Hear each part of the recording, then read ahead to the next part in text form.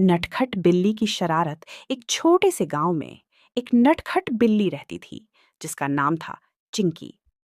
उसकी बड़ी बड़ी चमकती आंखें और फूली फूली मूछें देखकर हर कोई उसे प्यार करता था। लेकिन चिंकी थोड़ी शरारती भी थी। एक दिन उसने सोचा कि घर के दूध के बर्तन तक कैसे पहुंचा जाए। वह पहले मेज पर चढ़ी, फिर वहां से अलमारी पर कूदी। लेकिन जैसे ही उसने दूध पीने के लिए छलांग लगाई, धड़ाम, पूरा बर्तन उलट गया और सारा दूध जमीन पर फैल गया। चिंकी डर गई कि अब दादी उसे डांटेंगी। लेकिन दादी को गुस्सा नहीं आया, बल्कि उन्होंने हंसते हुए कहा, अरे नटखट, अगर तुम्हें दूध चाहिए था तो प्यार से मांग लेती। इसके बाद से चिंकी शरारतें कम करने लगी और जब भी उसे दूध चाहिए होता, वह अपनी क्यूट आवाज में म्याऊं म्याऊं करके दादी के पास जाती और दादी प्यार से उसे कटोरी भरकर दूध दे देती। अब गांव में सब कहते, चिंकी सिर्फ शरारती ही नहीं, समझदार भी हो गई है।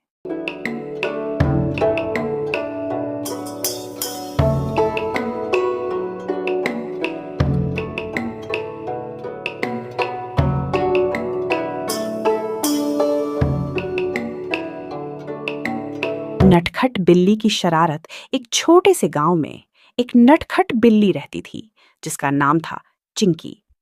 उसकी बड़ी बड़ी चमकती आंखें और फूली फूली मूछें देखकर हर कोई उसे प्यार करता था।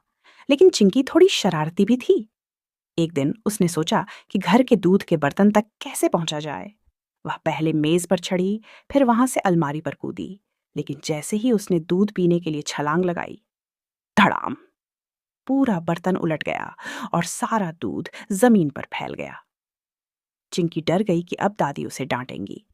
लेकिन दादी को गुस्सा नहीं आया, बल्कि उन्होंने हंसते हुए कहा, अरे नटखट, अगर तुम्हें दूध चाहिए था तो प्यार से मांग लेती। इसके बाद से चिंकी शरारतें कम करने लगी और जब भी उसे दूध चाहिए होता, वह अपनी क्यूट आवाज में म्याऊं म्याऊं करके दादी के पास जाती और दादी प्यार से उसे कटोरी भरकर दूध दे देती।